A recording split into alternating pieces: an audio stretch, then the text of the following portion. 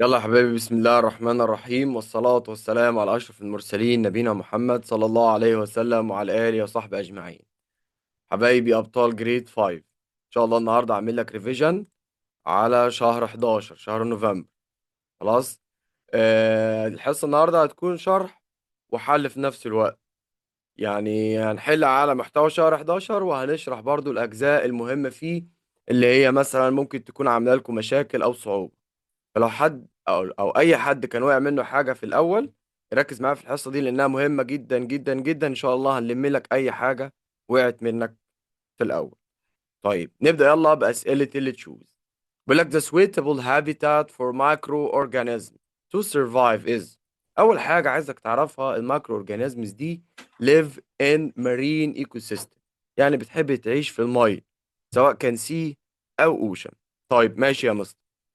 وبرضه عايزك تعرف عنها حاجة كمان، إنها تعتبر بروديوسر. طب ليه يا مستر هي بروديوسر؟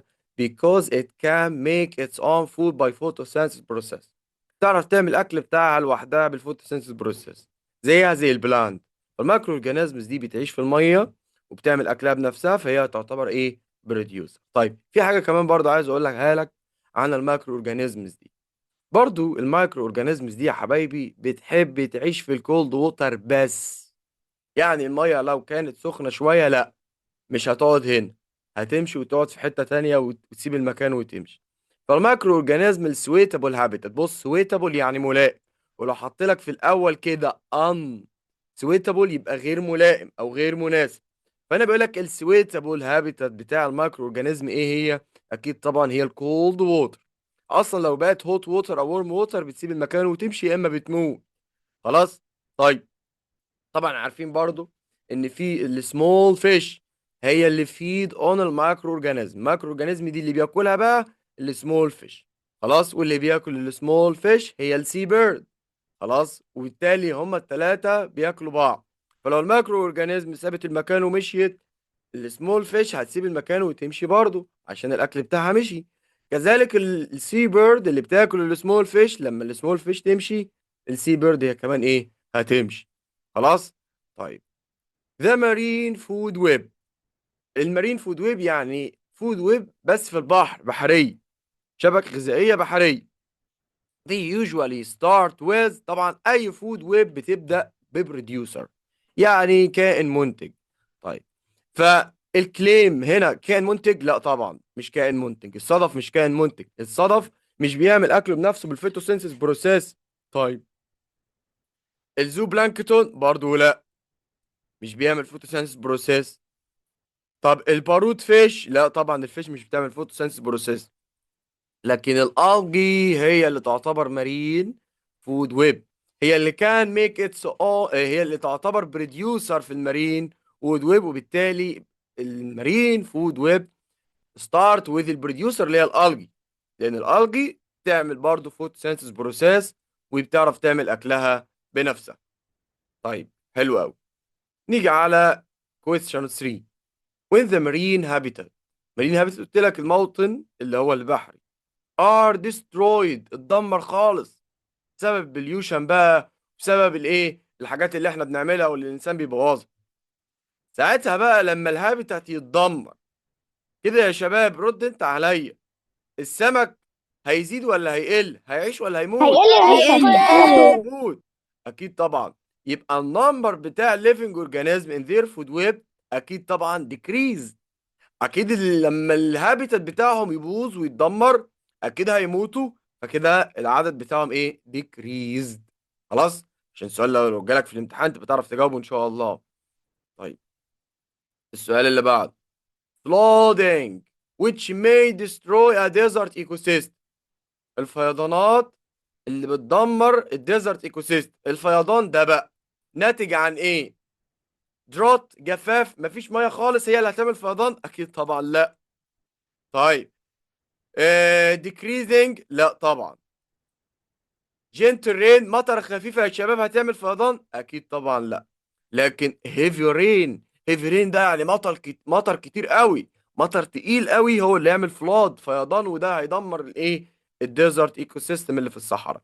فالهيفي رين هيعمل دامج ودستروي للديزرت ايكو سيستم. لكن لو قال لك جنتل رين بقى، الجنتل رين المطره الخفيفه في الديزرت ايكو سيستم هتعمل لها امبروف، هتطورها وهتحسنها.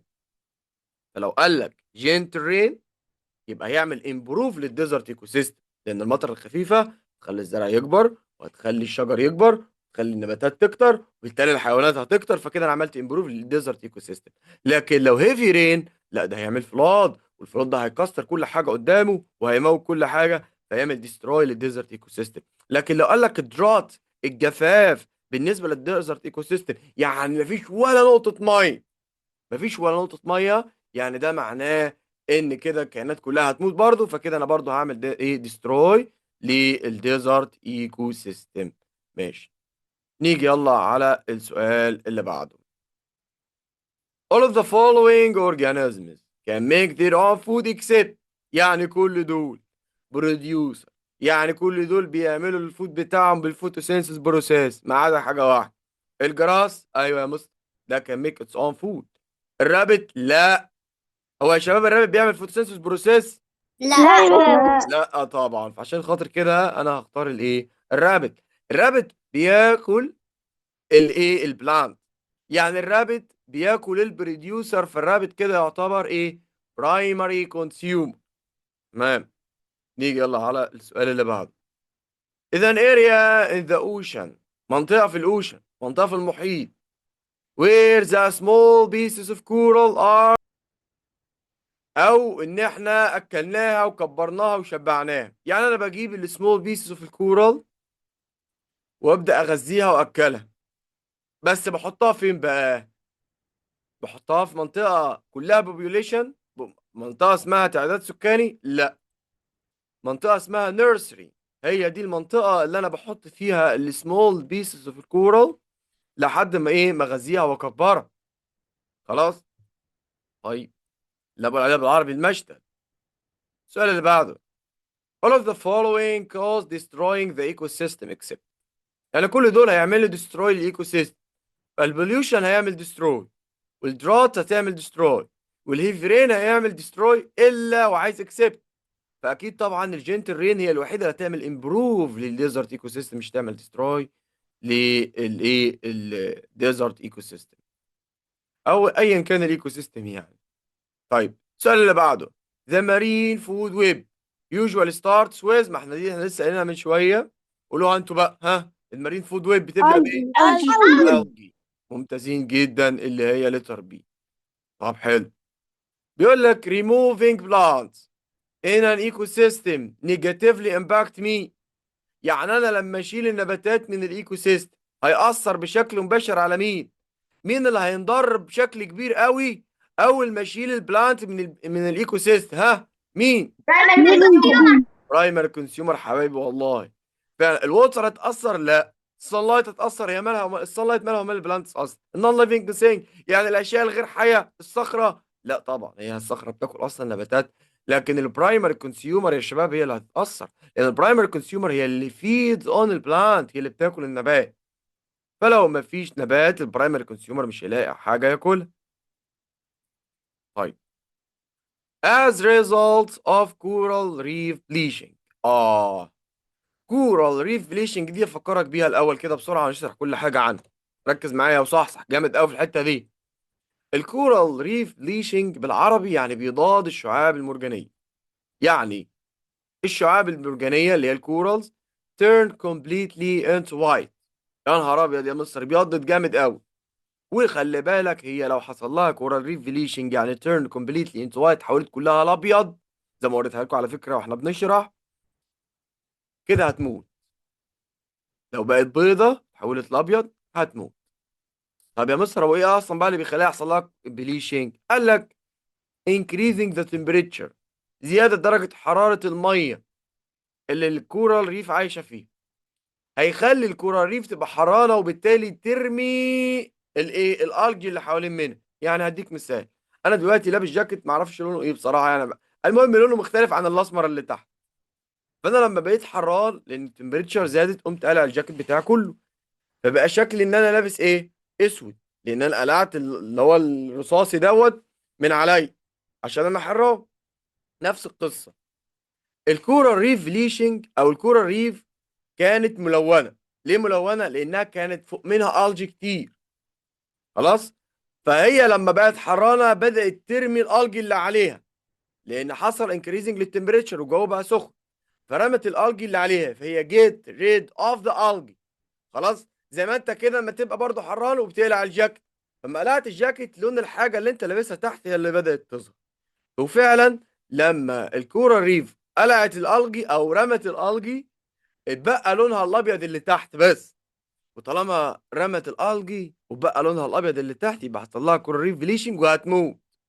فهنا بيقول لك نتيجه الكورال ريف بليشنج بقى، they will increase، هيزيدوا ولا enlarge هيكبروا ولا survive ده هينجوا ولا died هيموتوا؟ ها؟ دايت. died. ممتازين جدا. طيب السؤال اللي بعده. decomposers play an important role. decomposers دي خلي بالك الكائنات المحللة، زي مثلا عندك البكتيريا، عندك الفانجي، عندك الورمز، عندك الميليبيدز. كل دول ديكمبوزرز. والديكمبوزرز دول بياكلوا الحيوانات الميتة، بياكلوا كائنات الحياة الميتة. خلاص. دول ديكمبوز ذا ديد ليفنج اورجانيزم. طيب وبياخدوا الانرجي اللي عندهم بيرجعوها تاني لمين بقى؟ ها؟ بيرجعوها تاني لمين؟ للسويل. طيب جميل جدا. فدي play an important role in returning the energy back to all the following except. طيب هي بترجعهم لكل الحاجات دي ما عدا حاجة واحدة. هو المفروض نشيل اكسبت دي يا شباب، شخبط على اكسبت دي، انا بعت لكم الشيت، شخبط لي على اكسبت دي. هي المفروض دي كومبوزرز play an important role in the returning energy back to، بص، to the soil. المفروض حتى شخبط على all of the following دي، to the soil. خلاص decomposers بترجع الانرجي back to the soil. ماشي. marine microorganisms are، المايكرو اورجانيزمز دول انا قلت لك في اول السيشن خالص ان هم producers، يعني can make their own food by photosynthesis process. فاختار letter E. طيب. when the water is warm، warm يعني دافية، فلما المية تبقى دافية وسخنة الكورال turns not color. انا لسه قايلها لك من شوية، ها؟ هتحول لون ايه؟ وايت. جرين. يا نهار ابيض، مين اللي قال جرين ده؟ انا لسه قايلها يا شباب. الكورال لما بتبقى متدفية بترمي الايه؟ لما يبقى في وورم ووتر بترمي الالج اللي عليها، فيبقى لونها وايت. صلها كورال ريف بليشنج، هتتحول لوايت. انا زعلان من اللي قال جرين ده. هي بقت ايه؟ وايت. ماشي. طيب نيجي عند سؤال 14. secondary consumer can eat نقط. دي سهلة قوي، اصل أنا هفكركم بيها كلها تاني عشان لو حد نسيه. والله الناس اللي غايبة او داخلة متأخرة النهاردة هيفوتها حاجات مهمة قوي. طيب هم حرين بقى. بص يا باشا، دلوقتي هنمسك الفود تشين. اول حاجة في الفود تشين هي البروديوسر، كائن منتج كان ميك اتس اون فود باي فوتوسينثيسيس بروسيس. والبروديوسرز اللي بتعمل اكلها بنفسها دايما هي البلانت. فاي فود تشين بتبدا ببلانت عشان هو بروديوسر. ماشي. مين بقى اللي هياكل البلانت؟ هياكل البلانت مجموعه من الحيوانات.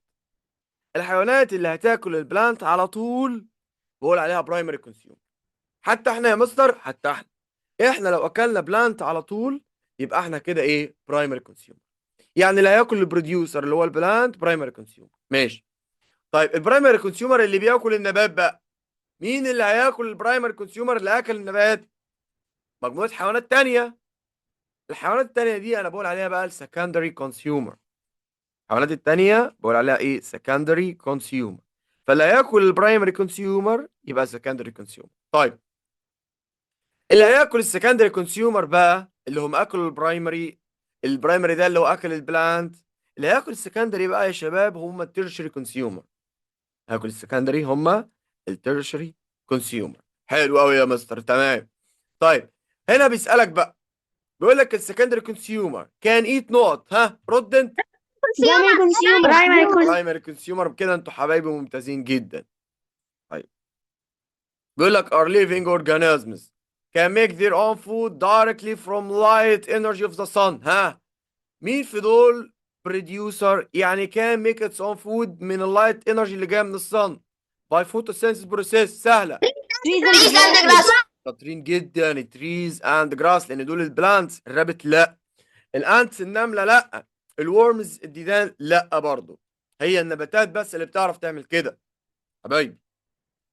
طيب as a result of pollution in an ecosystem، نتيجة البوليوشن التلوث اللي في الايكو سيستم، النمبر اوف living organism. طبعا يا شباب رد عليا في السؤال اللي انا هقوله لك بس. رد انت عليا. لما يحصل بوليوشن للليفنج اورجانيزم او يحصل بوليوشن للايكو سيستم، الكائنات هناك بسبب التلوث هتموت ولا هتعيش؟ هتموت. ماشي. فلما تموت كده النمبر بتاعهم بقى انكريز ولا ديكريز؟ ها؟ decrease. ديكريز. حلو فعلا. وفعلا لما يحصل بليوشن هم هيموتوا فالنمبر بتاعهم هيقل بالانجليزي يعني decreases. شاطرين. برافو. طيب يا عم محمد ما تكتبش يا عم محمد على الشات الله يكرمك. محدش يجاوب يا شباب على الشات. انت قولها قبل مني يعني انت جاوب قبل مني. لو انت شاطر جاوب في سرك كده قبل مني وشوف الاجابه بتاعتك صح ولا غلط. طيب when there is a gentle rain، مطر خفيفه. لو مطر خفيفه نزلت الديزرت ايكو سيستم لسه شارحينها من شويه. this ecosystem may be ايه بقى؟ harmed هينضر؟ لا. improved هيتحسن؟ اه فعلا improved هيتحسن.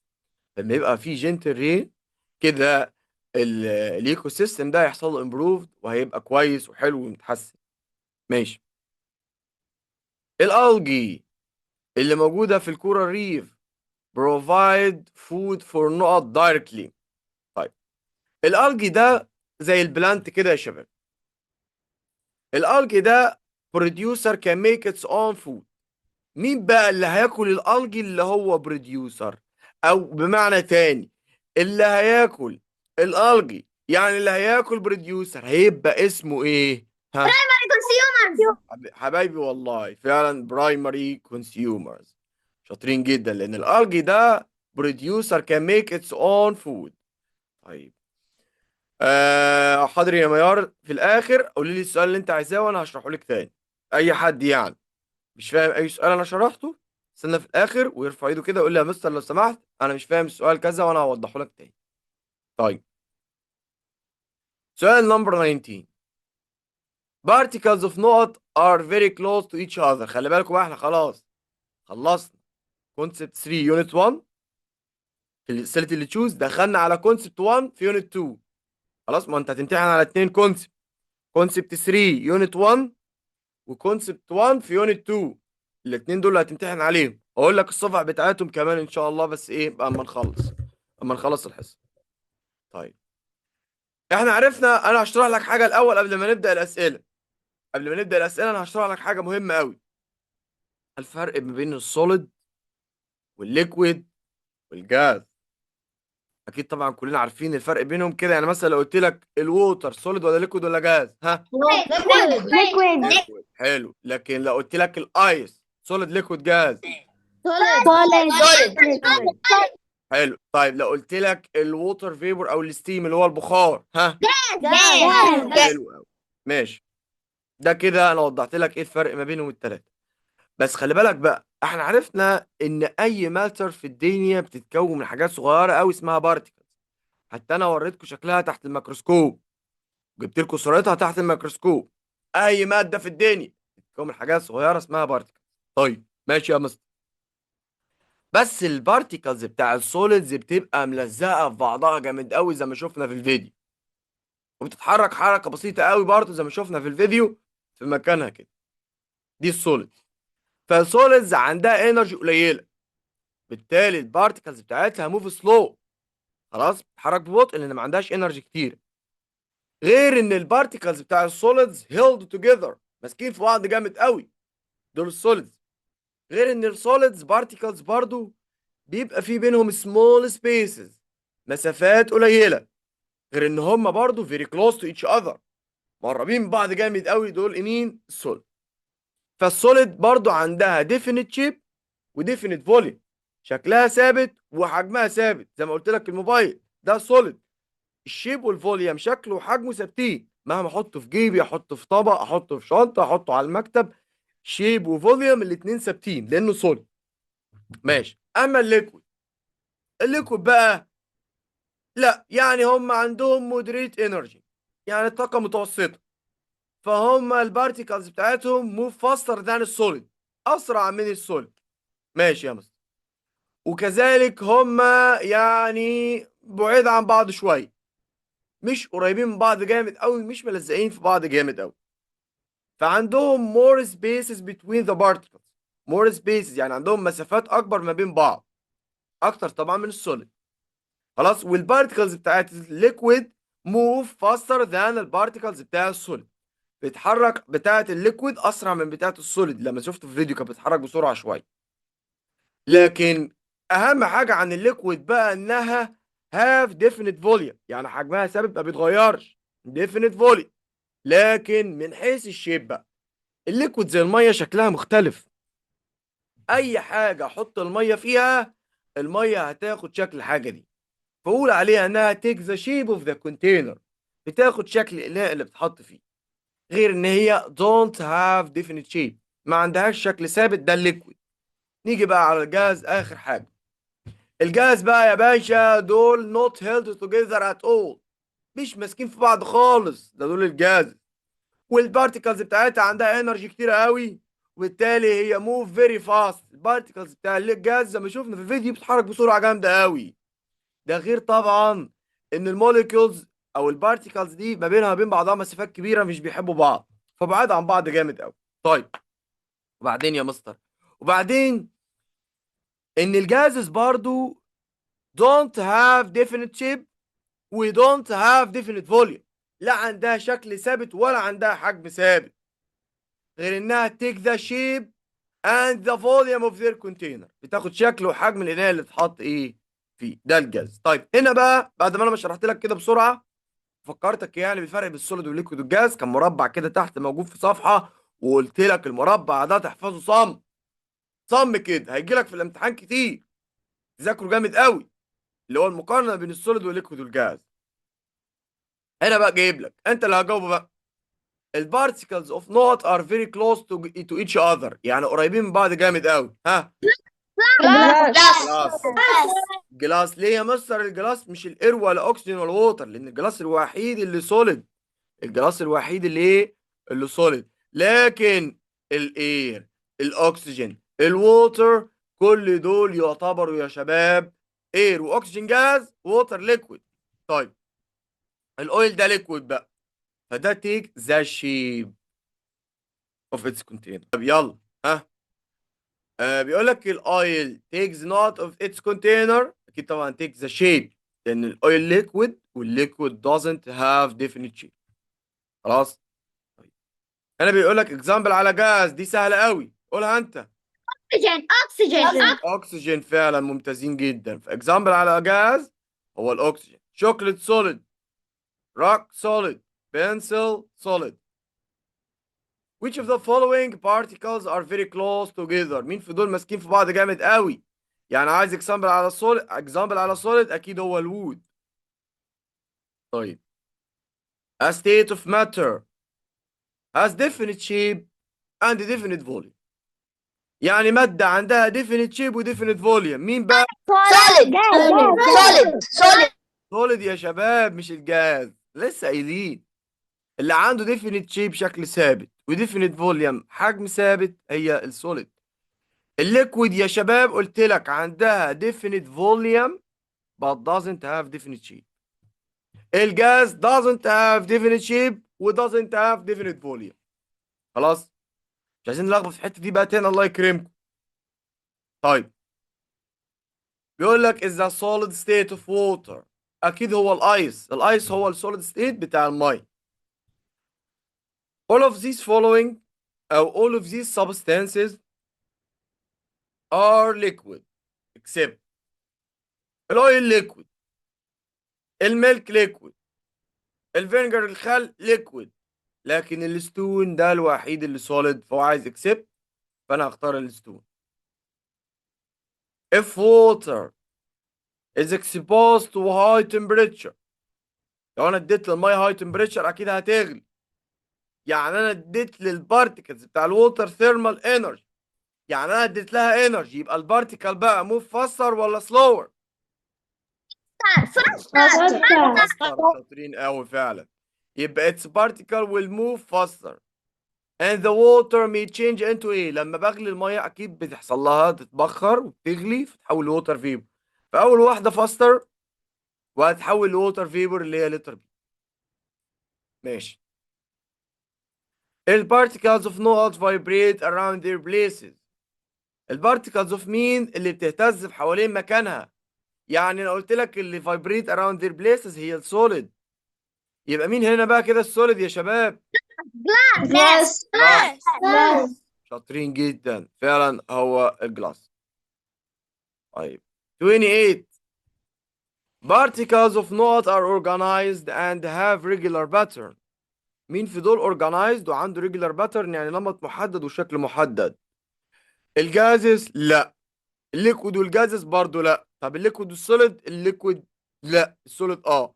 فهي السوليدز اونلي. طيب السوليدز اونلي اللي عندها شكل محدد ومرتب وريجولار باترن يعني نظام مرتب.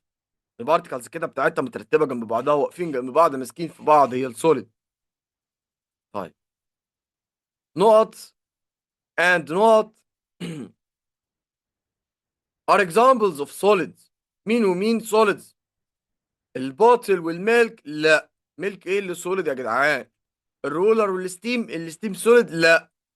الجوس والايس لا. التشير والايس ايوه فعلا، لان الكرسي والتلج هم دول الايه اللي سوليدز.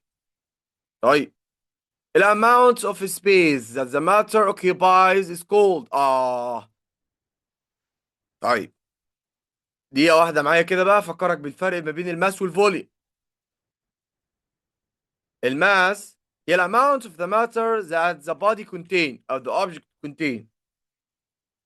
فلو أنا معايا مثلا شنطة مليانة كتب وشنطة تانية فيها كتاب واحد، هتقول لي يا مستر الشنطة اللي مليانة كتب هي اللي أتقل من الشنطة اللي فيها كتاب واحد.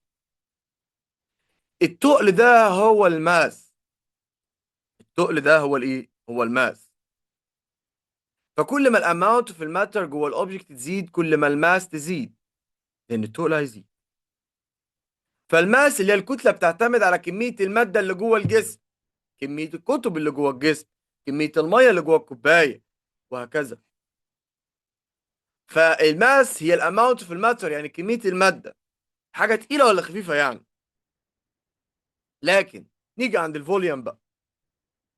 الفوليوم ده بقى الماده دي واخده حته كبيره من الاوضه ولا حته صغيره؟ يعني واخده فراغ كبير من الاوضه ولا واخده فراغ صغير؟ فراغ بالانجليزي يعني سبيس. فالماتر بشوف الاماونت اوف السبيس بتاعتها، واشوف بقى هي واخده حته كبيره من الاوضه ولا حته صغيره، واخده سبيس كبير من الاوضه ولا واخده سبيس صغير. الاماونت اوف السبيس بقى اللي الماتر واخداها من الاوضه، ده اللي انا بقول عليه الفوليوم. ده اللي انا بقول عليه الايه؟ الفوليوم. فهنا بيقول لك الاماونت اوف السبيس that matter occupies is called، بقول عليه ايه؟ فوليوم اكيد. خلاص كده يا شباب، حد مش فاهم يعني ايه ماس ويعني ايه فوليوم؟ دي رابع ولا لا خامس مره لا اشرح. اشرب بسرعة. لا. دي اللي عايز يشرب لحظه كده اخلص اللي تشوز وهديكوا بريك. طيب one of the substances that don't take the shape of its container is not. يعني ماده مش بتاخد شكل الحاجه اللي بحطها فيها. طبعا قلت لك الليكويد والجاز دول take the shape of any container، بياخدوا شكل اي حاجه بتحط فيها، لكن السوليد لا. طيب في مين بقى اللي مش بتاخد شكل الاناء؟ يعني عايز حاجه سوليد، هي الكوين اكيد، العمله المعدنيه. لان الجازولين والووتر دول ليكويد فدول تيك ذا شيب اوف اتس كونتين.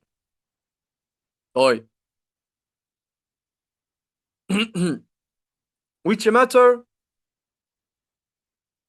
has no definite shape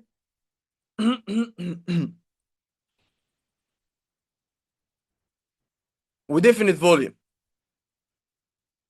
يعني لا عندها definite shape ولا عندها حتى definite volume. no definite shape or definite volume. يعني شكلها مش ثابت وحجمها مش ثابت. انا لسه قايلها لك من شويه، هي الجاز، الماده الغازيه. فالوود جاز لا، الايس جاز لا، الاويل جاز ده ليكويد لا برضه، لكن الووتر فيبر هي اللي جاز، فعشان خاطر كده انا اختار ووتر فيبر. طيب according to the hardness feather are، على حسب الهاردنس بتاع الفيذرز، ركز في دي عشان دي مهمه ما حليناش زيها قبل كده. according to the hardness، الصلابه بتاع الفيذر، هو المفروض according to the texture. احنا خدنا التكستشر ما خدناش الهاردنس دي. اكتب شد خط تحتها، اكتب تكستشر. تكستشر دي يا حبايبي يعني ملمس. على حسب ايه الملمس بتاع الفيذر. الريش سوفت ناعم، هارد صلب، راوند مدور، سكوير مربع. لا طبعا according to the texture of the feather هو soft ناعم. حد مسك ريشه قبل كده؟ اكيد طبعا هي soft، هي ناعمه. طيب فالمفروض according to texture، لو السؤال جالك في الامتحان بالشكل ده يبقى texture مش hardness. hardness دي حاجه تانية، طلاب. طيب الايس is an example of not state of water. الايس التلج الستيت بتاعته ايه؟ اكيد طبعا دي سهله قوي، قولها انت يا باشا، انت هو يلا. الايس solid يا مستر. solid. شاطرين قوي. طيب is an example of gas matter. ها اديني example على جاز. الاير. air. ممتازين جدا. لكن water liquid، milk liquid، bark solid. الماتر has not state. انا معايا كام ستيت للماتر؟ اكيد طبعا 3. ليه يا مستر؟ معنى الماتر الستيت بتاعتها يعني حالتها، يعني هي سوليد ولا ليكويد ولا جاز. الماتر ممكن تبقى سوليد، ممكن تبقى ليكويد، ممكن تبقى جاز، فهم دول ثلاثة هم. فكده الماتر ليها 3 ستيتس. السؤال ده مهم قوي، السؤال ده مهم قوي. ولحظة كده بقى شباب، انا مش قلت قبل كده نمبر 37 الووتر can be found in solid state in the form of ايه؟ المية ممكن تبقى في شكل صلب in the form of ice اكيد. والسؤال ده مهم جدا لانه جالك اكتر من مرة. an example of gas، مثال على جاز. water liquid، rock solid، pencil solid، oxygen هي الوحيدة اللي ايه؟ اللي جاز. يلا ان شاء الله هنكمل اسئلة true or false. طيب بيقول لك البلاستيك are healthy and smooth so they can cause harm to marine living organisms. ايه ده؟ البلاستيك ده هيلثي صحي وناعم مش بيعور؟ الكلام ده صح ولا غلط؟ غلط. اكيد طبعا فولس. البلاستيك ده يا شباب بويزن. البلاستيك ده مسمم، مش هيلثي. وفي نفس الوقت شارب، بيعور بطن السلحفه اللي وكلته، مش سموث. طيب اول واحده طبعا هتبقى اكيد هتبقى فولس. طيب if coral reef are destroyed، لو الكورال ريف اتدمرت المارين فود تشين will be destroyed. ها قول انت. true. اكيد طبعا لان الكورال ريف هي اللي بتدي اكل وبتدي شيلتر للفود تشين كلها. فلو حصل لها ديستروينج، اتدمرت، يبقى كده المارين فود تشين هتتدمر برضو كلها. زي بالظبط لو انا جيت على الارض مثلا كده وقتلت كل النباتات، شلت كل النباتات، كده الحيوانات مش هتلاقي حاجه تاكلها، وبالتالي الفود تشين والفود ويب كلها ايه؟ هتتدمر. طيب نيجي يلا على السؤال اللي بعده. due to raising of the sea water temperature coral reef turn completely into green. نتيجة ارتفاع درجة حرارة المية، الكورال ريف اصلا المفروض كده يحصل لها كورال ريف بليش، هي كده هتتحول لجرين يا شباب. لا. وايد. المفروض تبقى وايت. شاطرين قوي. طيب الفلودنج which may destroy a desert ecosystem. is due to gentle rain. الفيضانات اللي بتدمر الايكو سيستم بتبقى بسبب جنتل رين، مطر خفيف. هيفي رين، شاطرين جدا. طيب الانرجي ترانسفيرز when a secondary consumer feeds on a producer. يعني السكندري كونسيومر هياكل البروديوسر على طول يا شباب؟ لا طبعا دي غلط، لان المفروض ان البرايمري كونسيومر هو اللي فيد اون البروديوسر مش السكندري كونسيومر. طيب كورال ريف بليشنج، بيضاد الشعاب المرجانيه، ده occur when the temperature of the sea water decreases. لما الجو يبقى ساقع هيحصل كورال ريف بليشنج؟ لا انا موافقة. فولس، شاطرين قوي. طيب all non-living things can make their own food. كل الاشياء الغير حيه بتعرف تعمل اكلها بنفسها يا شباب؟ النون ليفنج طبعا فولس. اصلا النون ليفنج ثينجز مش محتاجه فود، وهي مش بتعرف تعمل اكلها بنفسها برضو. تمام. المايكرو اورجانيزمز are producers that small fish feed on to get energy. دي احنا لسه قايلينها في اول السيشن. فعلا المايكرو اورجانيزمز بروديوسرز فعلا، لان هم كان make its own food by photosynthesis process. والسمول فيش feed on to get energy. فعلا السمول فيش بتاكله، فالكلام ده اكيد طبعا true. طيب البروديوسرز اللي هم can make their own food by photosynthesis process، وغالبا ما بيكونوا plants. دول need الانرجي اوف المون لايت to make photosynthesis process. بيحتاجوا الضوء. اكيد طبعا false. بيحتاجوا الانرجي بتاع السان لايت. شاطرين. طيب الكورال بليشنج، بيضاد الشعب المرجانيه، ده has a positive impact on coral reef. يعني لما الشعب المرجانيه كده تبيض كده انا هعمل بوزيتيف، حاجه ايجابيه للكورال ريف؟ طبعا فولس، لان الكورال ريف ده هيخليهم يموتوا، فكده نيجاتيف افكت ونيجاتيف امباكت مش بوزيتيف، فالكلام ده فولس. طيب المايكرو بلاستكس is a new way that people in Egypt coastal communities apply to decrease using of one use plastic products. اولا هي غلط. طب ليه يا مستر؟ عشان الطريقه دي بيقول عليها زيرو بلاستكس مش مايكرو بلاستكس. اسمها ايه؟ زيرو بلاستكس. طيب الزيرو بلاستيك دي هي طريقه حياه نيو واي، او طريقه جديده للبيبول اللي في الكوستال كوميونيتيز، الناس اللي بتعيش على الشط دول. apply to decrease using of one plastic products، بنستخدمها عشان نقلل كمية المنتجات البلاستيكية اللي بستخدمها مرة واحدة زي الكيس البلاستيك والكوباية البلاستيك والحاجات دي كلها. لا احنا مش هنستخدمهم على الشط عشان الناس ما ترميهمش في المية ونضر الايه السي تيرتل والايه والويل والفيش والحاجات اللي هي بتاكل البلاستيك دي. طيب الهيومن activity in the environment affect the living organisms only. الأنشطة البشرية اللي احنا بنعملها على البيئة دي بتأثر على الكائنات الحية بس؟ أكيد طبعا لا، احنا بنأثر على كل حاجة. احنا بنأثر على الاير وبنعمل له بليوشن، وده نون ليفنج سينج أصلا. بنأثر على الووتر وبنعمل لها بليوشن، والووتر برضه نون ليفنج سينج. فاحنا بنبوظ كل حاجة. النون ليفنج سينج بنبوظه، والليفنج اورجانيزمز برضه بنبوظها وبنقتلها وبنصطادها. طيب السؤال اللي بعده. The process of returning the habitat back to its natural state. عملية استعادة الهابيتات لمكانه الطبيعي تاني before harm was done. طبعا سيبك من is habitat lose.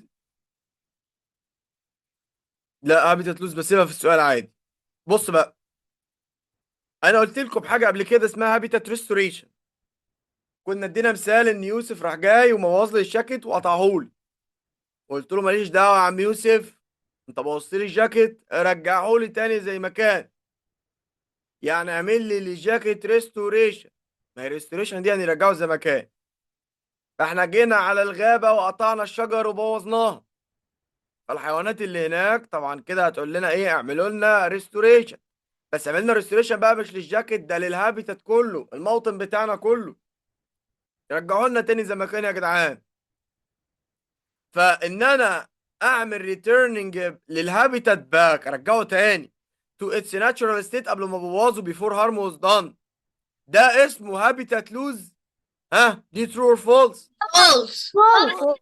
هابيتات لوز دي فقدان الموطن الطبيعي، لكن المفروض تبقى هابيتات ريستوريشن، عشان لو جات لك في تشوز ولا حاجه او في ساينتفك البروسيس ريتيرنينج الهابيتات باك، ارجع الهابيتات تاني للناتشورال ستيت بتاعته، حالته الطبيعيه بيفور هارم واز دان، قبل ما الضرر يبقى موجود عليه، ده اسمه هابيتات لوز او هابيتات ريستوريشن، مش هابيتات لوز. هابيتات لوز ده يعني فقدان الموطن خالص.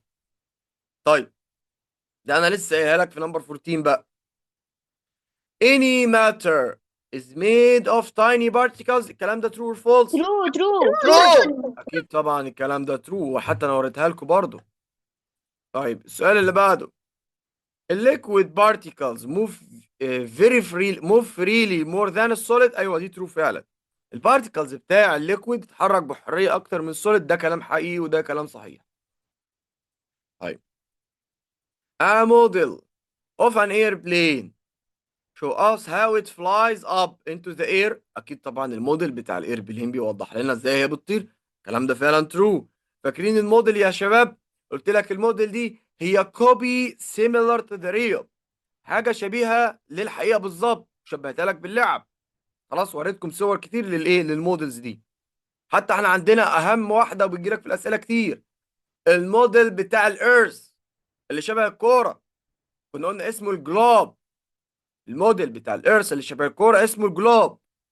طيب we can understand things we can't see easily with our eye by using models، ايوه كيف فعلا الكلام ده ترو، لان انا فعلا اقدر افهم الحاجات اللي مش بشوفها بعيني عن طريق ان انا اجيب موديل ليها وادرس من خلالها، زي الجيرمز، الجراثيم. كنا عملنا للجراثيم موديل، وبالتالي انا بقيت اشوفها كويس، وبالتالي اعرف افهمها وادرسها كويس.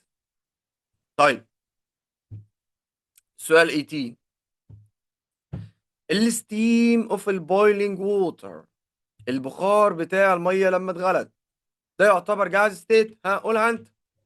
True. True. ايوه فعلا الكلام ده ترو، شاطرين قوي.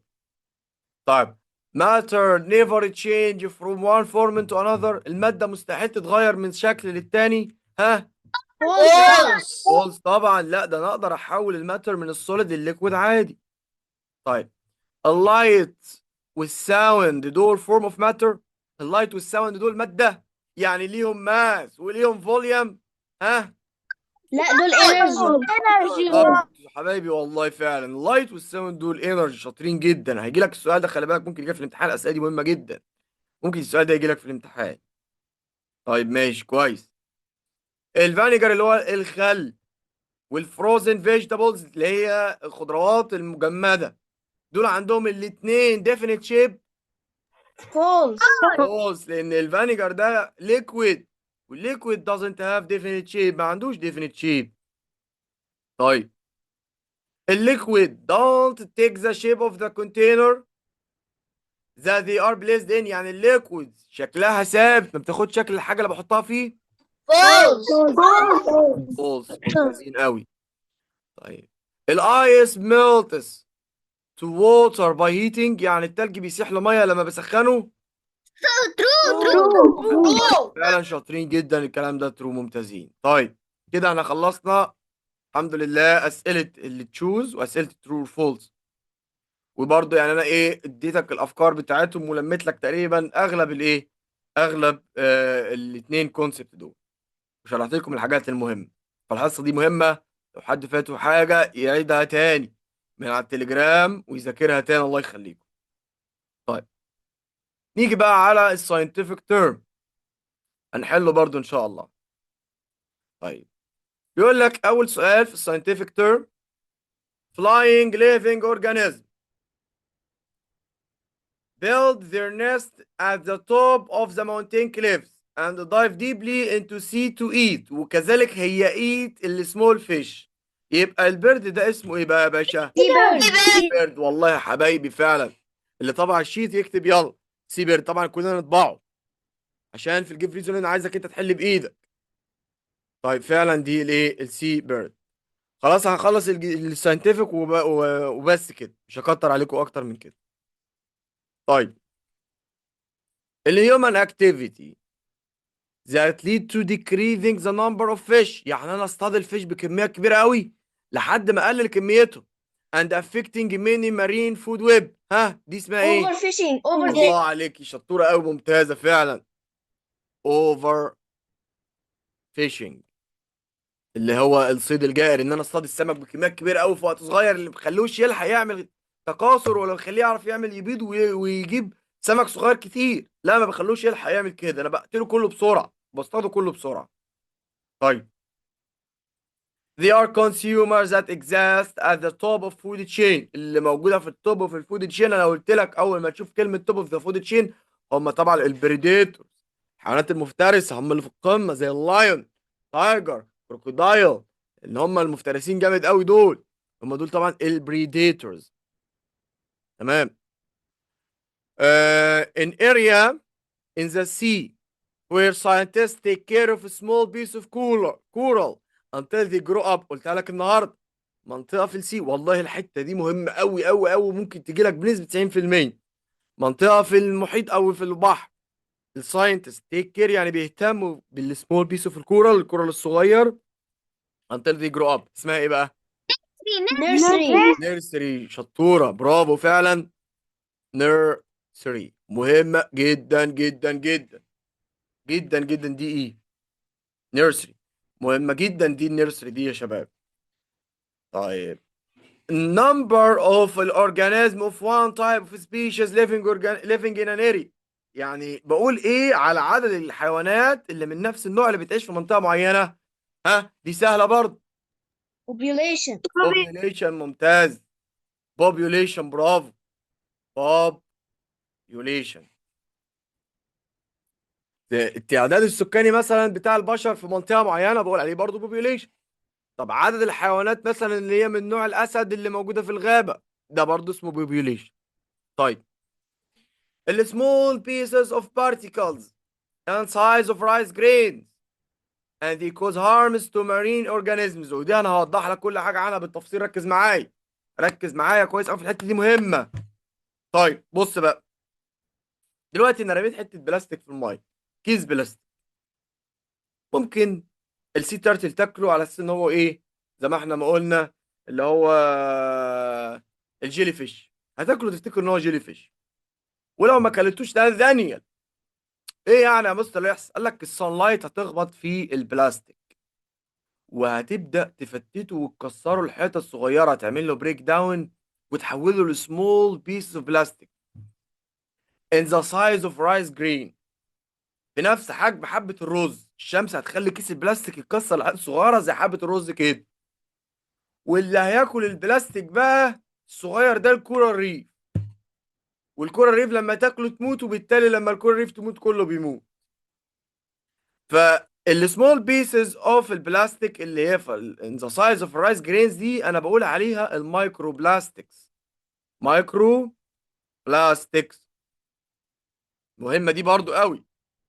طيب البروسيس of returning the habitat back to its natural state، عملية ان انا ارجع الهابيتات تاني لاصله الطبيعي. لسه قايلينها، لسه قايلها لك من شوية. habitat restoration. شطورة، برافو فعلا. دي اللي هي الايه؟ الهابيتات ريستوريشن، ان انا ارجع الهابيتات تاني للناتشورال ستيت بتاعته. دي حاجه بقول عليها ايه؟ هابيتات ريستوريشن. the coral turn completely into white، لما الكورال يتحول كله لوايت، دي حاجه بقول عليها ايه؟ coral bleaching. برافو، ممتازين جدا. الكورال ريف بليشنج. كورال ريف بليشنج بيضاد الشعب المرجانيه. طيب anything has mass and volume، اي حاجه ليها ماس وفوليوم كنت بقول عليها matter يا شباب، ماده. الماتر هي anything has mass and volume. ممكن يشيل لك فوليوم دي يقول لك takes up space، تقول له برضه matter. طيب copy similar to the real ده اسمه ايه؟ لسه قايله لك شويه. Model. موديل. تمام. فعلا الموديل هو اللي كوبي similar to the real، النموذج اللي شبه اللعبه. طيب البيلدينج يونت اوف ذا ماتر، اي ماتر بتتكون من حاجات صغيره اسمها ايه؟ Particles. حبايبي وكفاءه ممتازين جدا. particles. طيب the state of the water after heating، لما بسخن الميه اللي هي ليكويد واديها ثيرمال انرجي كتيره قوي هتتحول لايه؟ Gas. حبايبي وكفاءه ممتازين. طيب the state of water after freezing، الليكويد ووتر بس المره دي بقى هجمدها، الستيت بتاعتها تبقى ايه؟ سوليد. ما هو ايس بس وعايز الستيت اللي هي سوليد. تمام. a model of the whole world، نموذج للكون، للكره كلها، الكره الارضيه كلها. made in the shape of the large ball، ها ده مين؟ جلوب. ممتازين قوي. نموذج الكره الارضيه بقول عليه جلوب. طيب the state of water when its temperature is located between 0 degree لل 100 degree. بص السؤال دوت المفروض ان هو يجيلك اصلا في اخر كونسبت في المنهج، بس مش مشكله انا اقوله لك. الميه لما بقلل التمبريتشر بتاعتها below الزيرو، تحت الصفر، بتبقى سوليد لانها بتتحول لتلج. طب الميه لما بزود التمبريتشر بتاعتها فوق ال 100 درجه مئويه، بغليها لحد ما التمبريتشر بتبقى more than 100 degree celsius، اكتر من 100، كده بتبدا تغلي وتتحول لجاز. فهي فوق ال 100 غاز، تحت ال 100 سوليد لانها تحت الصفر، ولا ايه؟ تحت الصفر سوليد لانها بتتحول لايس. ما بين الصفر وال 100 بقى تبقى ايه؟ Liquid. ليكويد. شاطرين جدا. ليكويد. طيب طب tool used to measure the length of the wall، سهله، بقيس اللينس بايه؟ Measuring tape. ميجرنج تاب. شاطرين قوي. طب بص بقى افكرك انا برضو بالايه، بالاجهزه كلها دلوقتي. انا دلوقتي لو انا مثلا عايز اقيس الماس بتاع الاوبجكت بستخدم البالانس. طب لو عايز اقيس الفوليوم بتاع الاوبجكت بستخدم الميجرنج كاب. طب لو عايز اقيس اللينس بتاع اوبجكت بستخدم يا اما الرولر يا اما الميجرنج تاب. وبس كده كفايه عليكم كده النهارده. مش مشكله الجيف ريزون بقى والوات هابن نأجلهم ان شاء الله للحصه القادمه باذن الله تعالى.